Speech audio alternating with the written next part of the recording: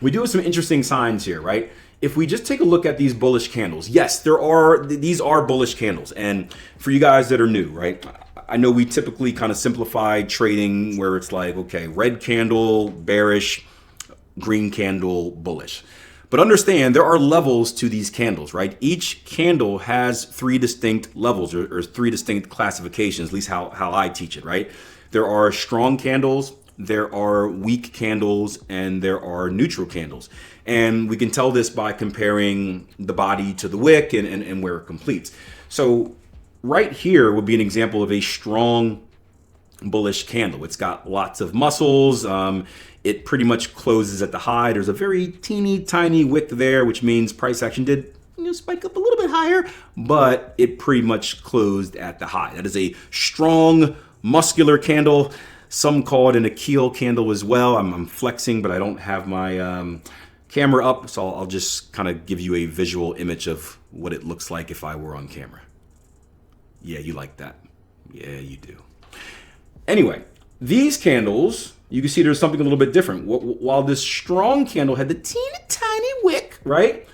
The wicks on these candles are kind of big, right? We have a long wick right here. We have a long wick right here. We have a long wick right here. On this strong candle, we had a close near the very high. On this candle, we have a close kind of in the bottom third, if not the bottom part of the bottom half. Definitely in the bottom half here, in the bottom third there, right? So these are going to be weak candles. And again, that's another way of looking at the market. Where's that word?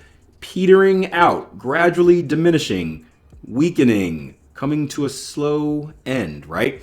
And just like the ball reference, which I keep telling you about, that's the theme of today's show apparently, it would not surprise me if we saw a little bit of a loss of momentum and we start to roll over. Now, I'm not aggressive enough, you can do whatever the hell you want, to just sell it, right? I want to see proof. So a great bit of proof would be a lower low, lower close, right? Preferably a strong lower low, lower close.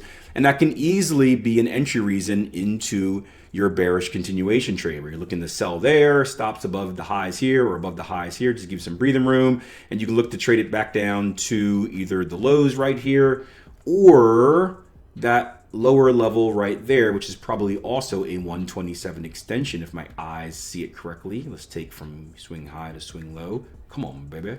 Oh, sheesh. He's so good. Look at that. Now, that's one way to go about it from a price action perspective. Another way to go about it would be from an advanced pattern formation perspective.